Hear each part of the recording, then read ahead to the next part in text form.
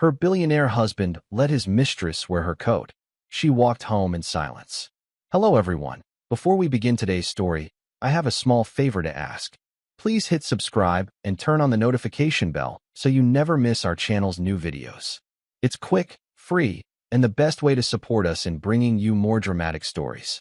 Your support means the world to us. Where are you watching from? Drop your city or country in the comments below. Thank you very much. The night Naomi Brooks learned she had become a guest in her own marriage, the whole city was dressed in gold. Snow had not yet fallen over Manhattan, but the air carried that sharp December promise, the kind that made people pull their coats closer and walk faster beneath the glass towers. Inside the Grand Ellington Hotel, crystal chandeliers poured warm light over marble floors, champagne glasses chimed softly, and 500 of New York's most admired names smiled for cameras, as if every heart in the room had been polished for display. Naomi stood near the charity auction wall in a cream cashmere coat, the same coat William Harrington had bought her 8 years earlier, before the private jets, before the magazine covers, before people began calling him a billionaire with the ease of discussing the weather. Back then, he had been a young businessman with tired eyes, one rented office, and a dream too large for his bank account. He had wrapped that coat around her shoulders outside a Brooklyn diner and said, "One day, I'll give you the world, but tonight, let me at least keep you warm." She had believed him. For years, she had believed every careful word. Now she watched him across the ballroom, tall and immaculate in a black Tom Ford tuxedo, smiling beside Camille Mercer, his company's image consultant, a woman who knew exactly how to tilt her face toward a flashbulb and exactly how long to touch a married man's sleeve before it became a statement. Naomi did not move. She had spent too many years learning the language of rooms like this. The raised brow, the swallowed insult, the polite laugh that hid a wound. She saw Camille shiver dramatically near the balcony doors, one hand pressed to her bare arm, her silver gown glittering like frost. "William," Camille said lightly, just loud enough for the nearest guests to hear. "I'm so sorry, but it's freezing. I should have brought something." Naomi looked at her husband, expecting the smallest glance, the quiet check a man gives the woman he loves before making any choice that touches them both. It did not come. William stepped toward Naomi with the distracted confidence of someone taking what he assumed would always be available. "Naomi, let Camille use your coat for a minute," he said, already lifting it from her shoulders. The cold hit her skin before his words did. Around them, conversation softened. Camille lowered her eyes with a practiced little smile, and William draped Naomi's coat over the other woman as if covering a valuable piece of art. "There," he murmured to Camille. "Better." Naomi's hands remained at her sides. No scene, no trembling accusation, no broken voice for strangers to collect and repeat over brunch. She only looked at the coat, at the woman wearing it, then at the man who had forgotten the night he gave it meaning. William noticed her silence at last. "Naomi, don't make this uncomfortable," he said under his breath. Something inside her became very still. Not dead, not weak. Still, the way a lake becomes still before it reflects the truth perfectly. She picked up her small black clutch from the cocktail table, turned away from the chandelier light, and walked toward the entrance. Behind her, someone whispered her name, but she did not stop. Outside, the doorman reached for an umbrella, but Naomi shook her head. Rain fell in thin silver lines, cold enough to bite through her evening dress, cold enough to make her breath appear white beneath the hotel awning. Her driver waited at the curb, but she passed the car without a word. 3 miles stood between the Grand Ellington and the Harrington penthouse. 3 miles of wet pavement, yellow cabs, glowing storefronts, and strangers hurrying home to people who might still choose them first.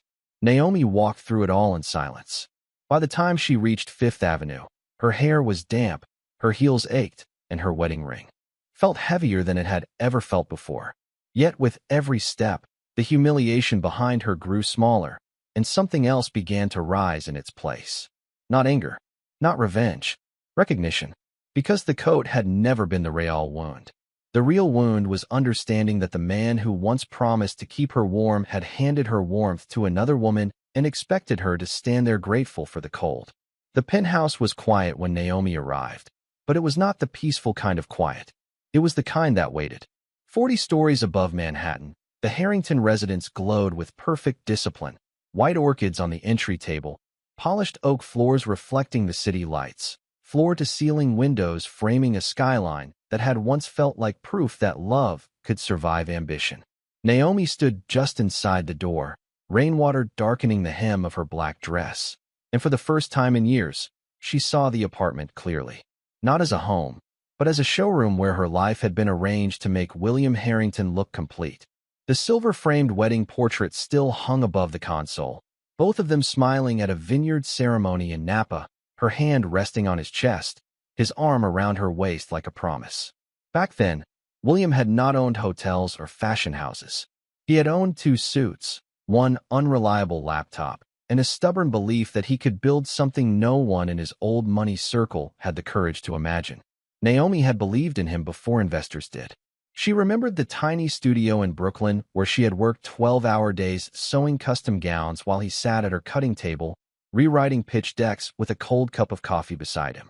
When his first major meeting came, she had stayed up until 3 in the morning altering the navy suit he could not afford to replace, hiding the frayed sleeve with careful stitching and quiet faith.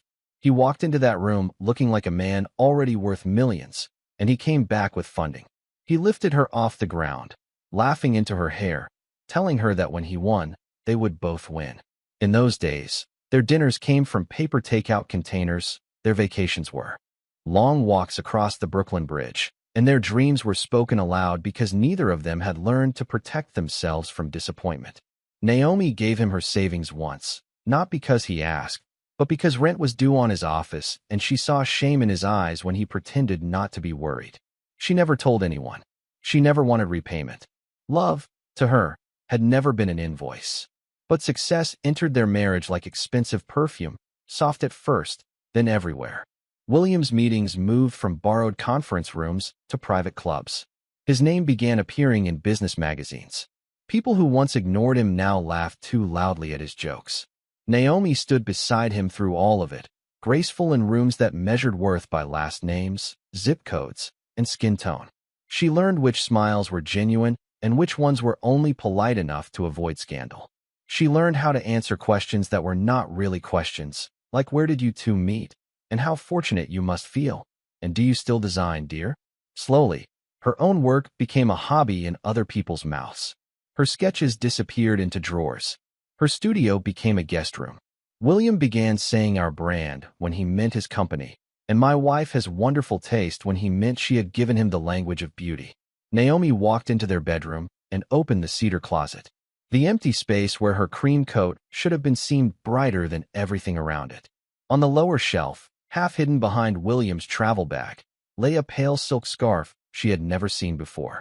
She picked it up gently. The fragrance rose at once, expensive, floral, familiar. Camille. Naomi closed her eyes, not from shock, but from confirmation. The rain on her skin had dried, leaving a chill that no thermostat could fix.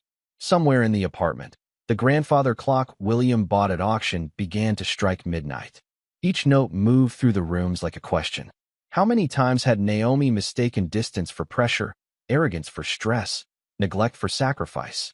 How many times had she made herself smaller so his world could feel larger?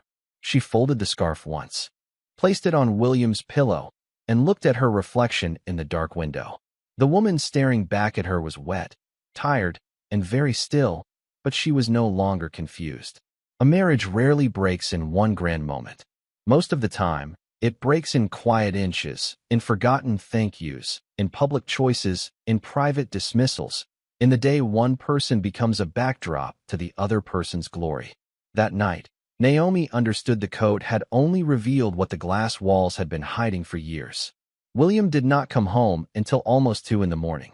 Naomi heard the private elevator open, then the faint sound of his shoes crossing the marble entryway, steady and unhurried, as if the night had ended exactly as he expected.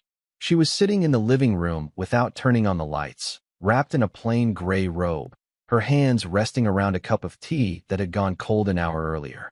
The city beyond the windows glittered with careless beauty, millions of lights burning in rooms where people were laughing, sleeping, forgiving, leaving. William paused when he saw her silhouette. For a moment, neither of them spoke. He still looked perfect, his tuxedo crisp, his hair slightly loosened, the faint scent of champagne and winter air clinging to him. Then he noticed the scarf on the glass coffee table between them, folded with the same careful precision Naomi once used for his pocket squares. His jaw tightened, but only for a second. "You waited up," he said. Naomi looked at him calmly. "No, I stopped waiting tonight." The words moved through the room without volume, but they landed heavier than shouting. William removed his cuff links, placing them beside a silver tray as if routine could rescue him from consequence. "If this is about Camille, you are making something small into something ugly." Naomi studied his face, searching for the man who once apologized when he forgot to bring her coffee, the man who once crossed 3 avenues in the rain because she mentioned craving peach pie from a diner that closed at midnight. That man was not standing in front of her. This one had learned to turn guilt into irritation. "I walked home in the rain," she said. William sighed, not with concern, but inconvenience. "The driver was outside. You did not ask." He looked away first. It was small, almost nothing, but Naomi saw it. The truth had blinked. Camille was embarrassed, he said. Her dress was stained. People were watching. "I did what anyone would have done." Naomi glanced toward the scarf. Anyone would have asked his wife before taking the coat off her shoulders. His expression sharpened. "Do not make this about race, Naomi. Do not make it about society, or status, or whatever story people have put in your head. This is about basic kindness." She almost smiled at the cruelty of that word in his mouth. Kindness. How easily some people used it to demand grace from the person they had wounded. "Basic kindness should have started with the woman you married," she said.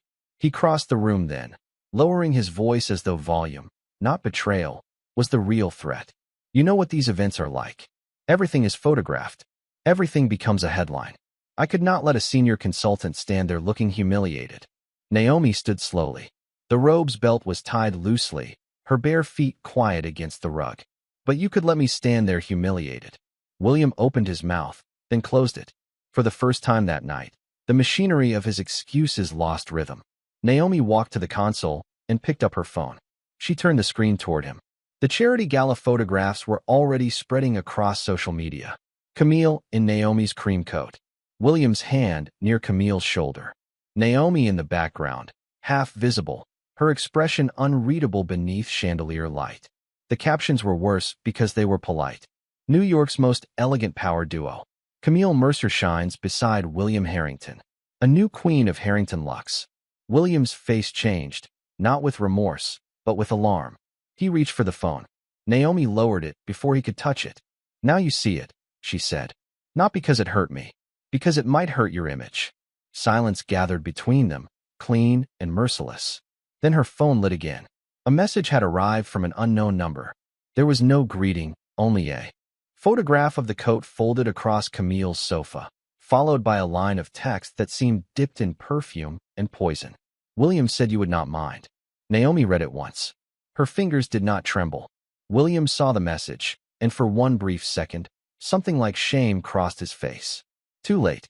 Naomi placed the phone face down on the table. The room felt colder than the rain outside. She walked past him toward the hallway, then stopped beside the wedding portrait.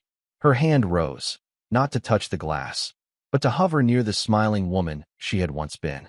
"You are right about one thing," she said softly. People were watching. William whispered her name, but it no longer sounded like love. It sounded like damage control. Naomi continued down the hallway without answering. Behind her, the city kept shining. In front of her, the bedroom door stood open, and beyond it waited the first private hour of a life she had not yet chosen, but was finally ready to claim. By sunrise, Naomi had stopped measuring the night by what William had done and started measuring it by what she would no longer allow. The penthouse looked softer in morning light, almost innocent, with pale gold spilling across the white sofa and the untouched orchids by the window, but Naomi knew better now. Beautiful rooms could still hold lonely truths. She moved through the bedroom quietly while William slept in the guest suite down the hall. A choice he had made after their conversation ended with no apology strong enough to cross the space between them. Naomi did not pack everything. That would have looked like panic, and she was finished giving panic the shape of her life. She chose carefully. Her sketchbooks, her grandmother's sewing shears, 2 framed photographs from before the world learned William's name, her passport, a navy dress, 3 pairs of shoes, and the small velvet box that held the first button William had ever lost from the suit she altered for his investor meeting. She almost left the button behind, then closed her hand around it. Some memories did not deserve to be erased just because the people inside them had changed. At 8:30, she arrived at a law office on Madison Avenue where the receptionist greeted her with the careful warmth reserved for women who entered wearing sunglasses on cloudy mornings.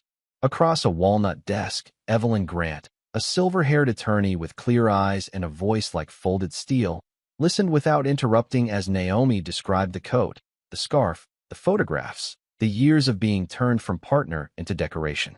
When Naomi finished, Evelyn did not offer pity. She opened a legal pad and said, "Let us talk about protection." The words settled into Naomi like a blanket. Not revenge, not punishment. Protection. For the first time in years, someone had named her safety as something worth planning. They reviewed bank accounts, marital property, public exposure, charitable boards, and the quiet machinery of a divorce from a man whose reputation was valued in numbers with too many zeros. Then Evelyn asked if Naomi had ever contributed unpaid creative work to Harrington Lux Group. Naomi looked out the window at yellow cabs sliding through wet traffic and thought of late nights at the dining table, sketching lobby uniforms, fabric palettes, handbag silhouettes, and the signature winter coat line that had turned Harrington Lux from a hotel brand into a lifestyle empire. "I help with ideas," Naomi said. Evelyn's pen paused. Ideas can have ownership when they become products. By noon, Naomi was sitting in a private archive room at the Harrington offices, escorted by a junior assistant who kept apologizing without knowing why. Naomi requested copies of old concept boards, internal emails, design drafts, and launch materials. Her name appeared in early threads, casual and affectionate at first. Naomi thinks the lining should carry a message. Naomi found the silhouette. Naomi suggested the warmer wool blend. Then, year by year, her name faded. It became the team, then creative direction, then William's vision. The erasure was so gradual, so elegant, it almost looked accidental. Almost. She printed what she needed, placed each page in a leather folder, and left before anyone important could ask questions. Back at the penthouse, William was waiting in the living room, still in yesterday's white shirt, his expression caught between worry and wounded pride. "Where were you?" he asked. Naomi set the folder on the table. "Learning the difference between what I gave and what you took." He frowned. "Naomi, this is getting out of hand." She removed her wedding ring slowly. The diamond caught the morning light, flashing once like a final argument. She placed it beside the folder, then walked to the hall closet. The cream coat had been returned by messenger, cleaned, steamed, and wrapped in tissue paper, as if presentation could purify insult. Naomi took it from the box and laid it across the back of the chair. Beside it, she placed a single sheet of stationery. William stepped closer, but she lifted her hand gently, not to stop him with anger, only with distance. On the page, in her steady handwriting, were the words he would read long after she had gone.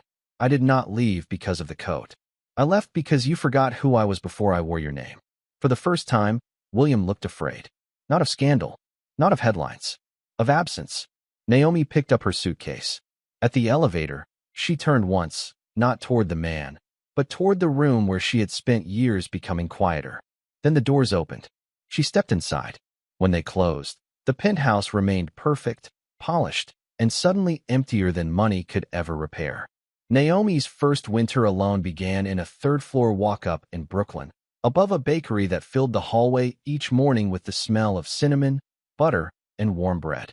The apartment was small enough that she could stand in the center of the living room and almost touch both walls, but it had tall windows, old wooden floors, and a radiator that hissed like an elderly neighbor with strong opinions. There was no private elevator, no marble foyer, no assistant arranging flowers before guests arrived. There was only a chipped blue mug in the sink, 2 suitcases by the door, and the sound of the city breathing honestly outside her window. For the first 3 days, Naomi slept badly. Not because she missed the penthouse, but because silence felt different when it belonged to her. In William's home, silence had been something she carried carefully, afraid to disturb his calls, his moods, his important thoughts. Here, Silence stretched around her like unfinished fabric, waiting to be shaped. On the fourth morning, she walked 12 blocks to her old studio on Atlantic Avenue. The sign was still there, faded but stubborn, Naomi Brooks' design. Dust covered the front window. The lock resisted her key, then gave way with a small metallic sigh. Inside, everything smelled of paper, cedar, and time. Her cutting table stood beneath the skylight. Rolls of fabric leaned in the corner like old friends who had never stopped waiting. Naomi ran her hand across the table, leaving a clear line through the dust. She did not cry. She opened the windows. By noon, cold air moved through the room, carrying out the stale years. She found her grandmother's sewing shears in her bag and placed them at the center of the table. That simple sound, steel touching wood, felt more like a beginning than any wedding vow ever had. The idea came to her that evening while she was buying coffee near the subway entrance. A woman sat by the station stairs, wrapped in two thin sweaters, her hands tucked beneath her arms for warmth. People passed her with the practiced blindness of busy lives. Naomi stopped. The woman looked up with tired caution, as if kindness often arrived with conditions. Naomi asked her name. Mrs. Alberta James, the woman said, lifting her chin with dignity that no sidewalk could take from her. Naomi bought her soup, gloves, and a thick navy blanket from the pharmacy across the street. But as she walked home, shame pressed gently against her ribs. Not the kind that belonged to humiliation. The kind that asked what pain was for if it never taught compassion. That night, Naomi pulled out a bolt of charcoal wool and sketched until sunrise. Not evening coats for women who stepped from limousines into heated ballrooms. Real coats. Warm coats. Coats with deep pockets, strong seams, soft linings, and hidden messages stitched near the heart. By the end of the week, she had made the first one. It was dark blue, lined with flannel, simple enough for daily life, beautiful enough to remind the wearer she still mattered. Inside, in cream thread, Naomi stitched the words, "You are still worthy of warmth." She found Mrs. Alberta James near the station 2 days later and offered the coat without ceremony. The older woman touched the lining first, reading the words with her fingertips before her eyes understood them. Her face changed quietly, not with surprise, but recognition. "Baby," she whispered, buttoning it slowly. "Sometimes a coat is not clothing. Sometimes it is dignity." Naomi stood beneath the gray Brooklyn sky, her hands cold, her heart strangely steady. For so long, warmth had been something someone else gave or withheld. Now she understood it could be made. It could be multiplied.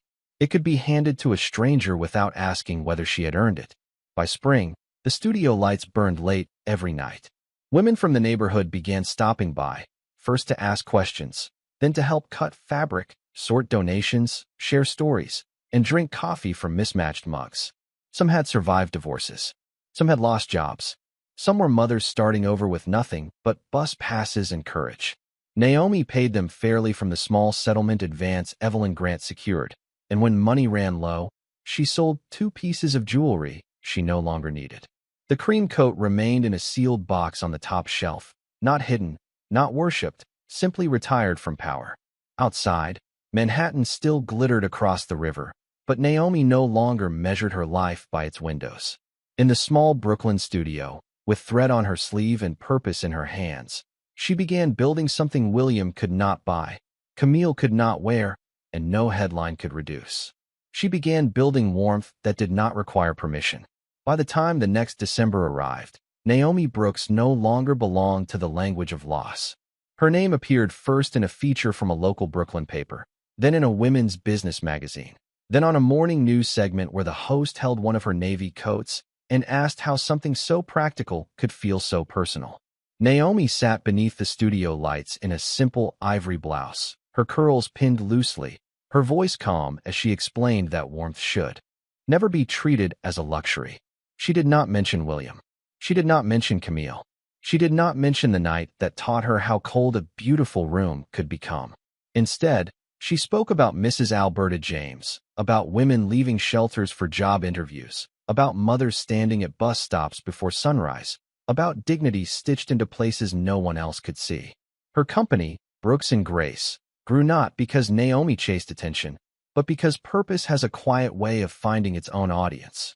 For every coat sold in boutiques from Brooklyn to Boston, another was donated through community centers, churches, and women's programs across New York.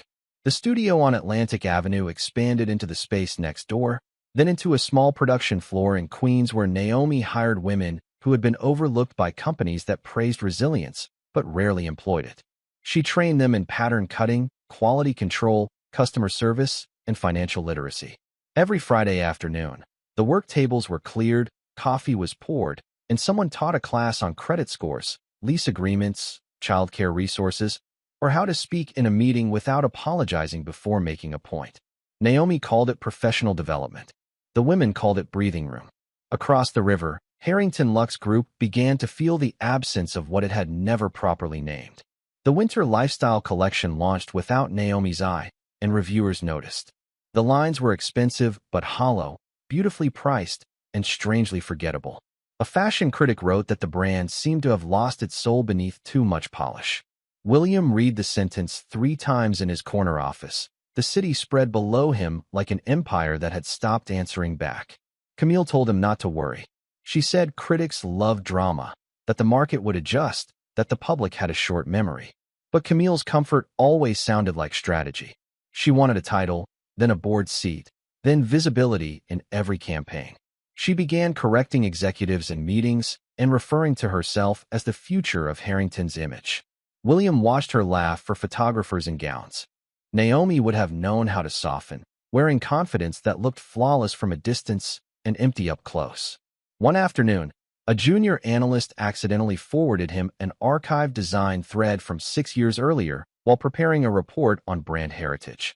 William opened it without interest, then went completely still. There were Naomi's notes in the margin of a coat prototype, clear and precise. Make the pocket deeper. Women carry survival in their pockets. Add a warmer lining. Beauty that does not protect is only decoration.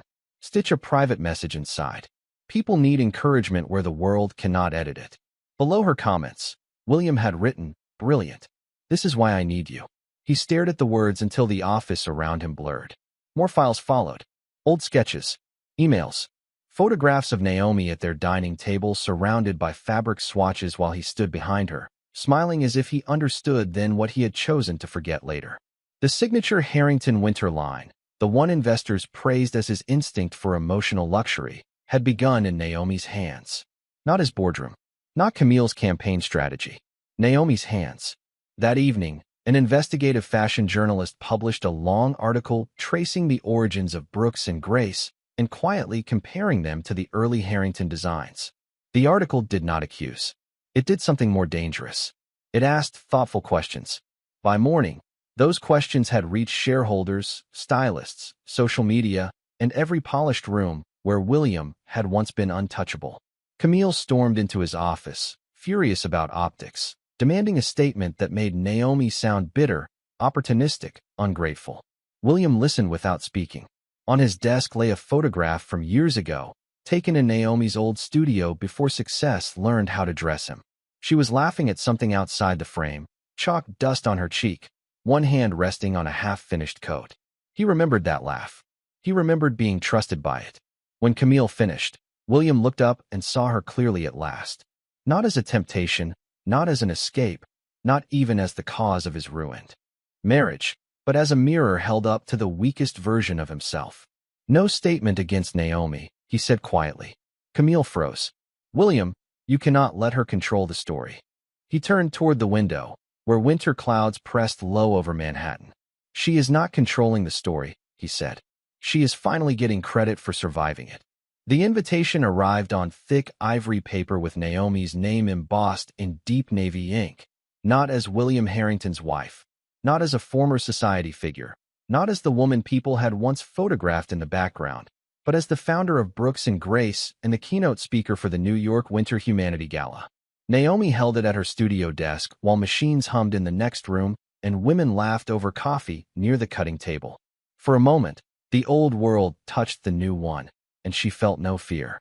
The gala was held at the Metropolitan Hall, a landmark building with limestone columns, sweeping staircases, and chandeliers bright enough to make every diamond in the room confess its price. But Naomi did not arrive as decoration this time.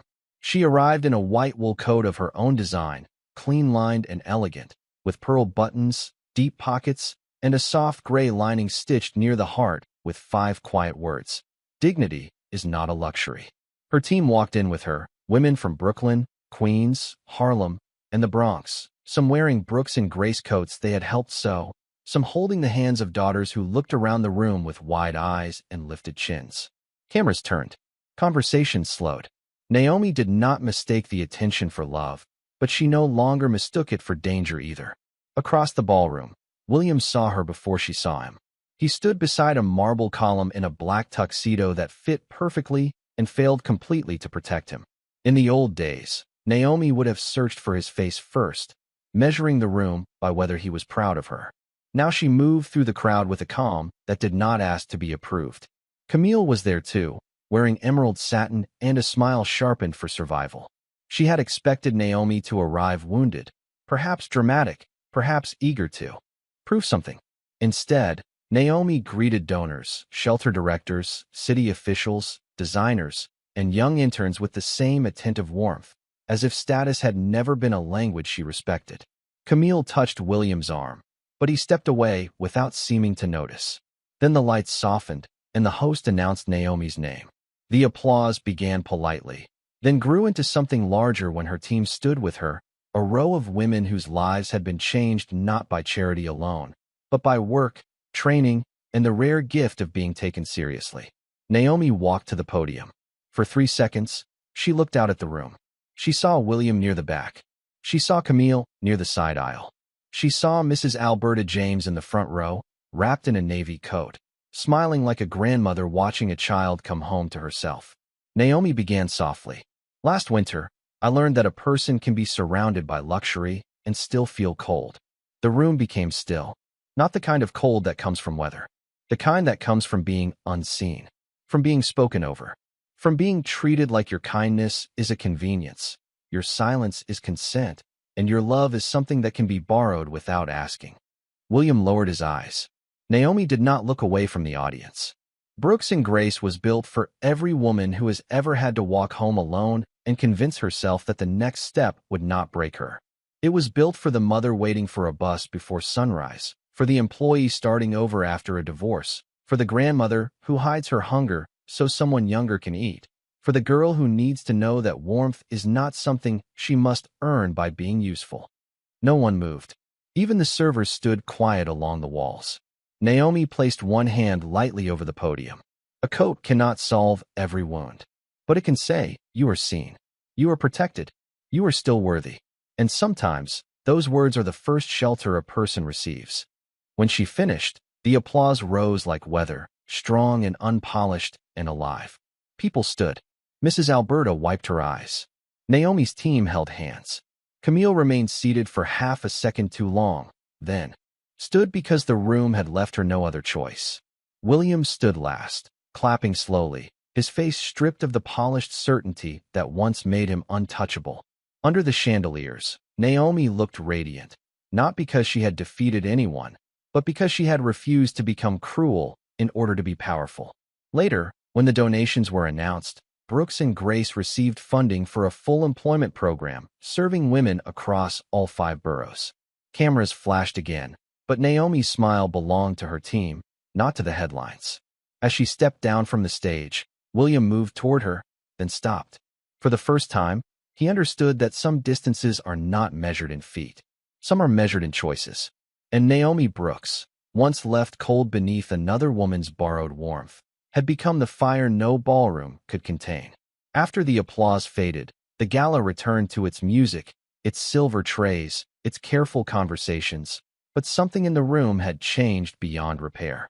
Naomi could feel it as she moved through the crowd, accepting congratulations from shelter directors, young designers, city council members, and women who pressed her hands as if they were passing back pieces of strength she had once given them.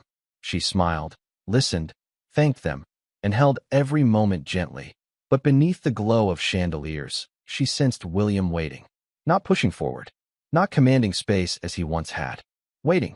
It was Evelyn Grant who touched Naomi's elbow near the side corridor and said quietly, "He has asked if you would allow one private conversation." I told him the answer belonged only to you. Naomi looked across the ballroom. William stood near the entrance to the winter garden, his shoulders straight, his face pale with the kind of regret that had finally run out of places to hide. Camille was nowhere near him.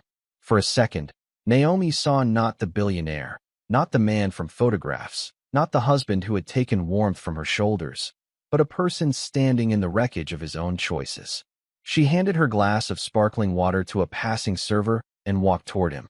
The winter garden was enclosed in glass, filled with white roses, small orange trees, and the soft hush of falling water from a stone fountain. Beyond the windows, Manhattan glittered under a cold, clear sky. William did not step too close. That restraint was new, and Naomi noticed it. "Thank you for speaking with me," he said. His voice had lost the polished certainty that used to make every apology feel like a negotiation.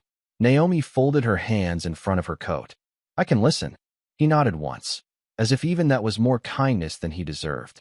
"I have rehearsed this conversation 100 times," he said. Every version sounded like an excuse. "I do not want to do that tonight." The fountain murmured between them. Naomi waited. William looked through the glass at the city, then back at her. "I failed you before Camille ever entered the room. She did not create the emptiness in me. She only benefited from it. I let success teach me arrogance. I let people praise me for things you helped build. I let rooms make me feel important. And I treated the person who knew me when I had nothing as if she had become part of the furniture." His mouth tightened. "When I gave her your coat, I told myself I was being polite. But the truth is worse. I knew you would not embarrass me. I counted on your dignity to protect me from my disrespect." Naomi felt the words enter her, not as a wound this time, but as evidence. There was a strange mercy in hearing the truth spoken without decoration. William continued, his eyes bright but steady.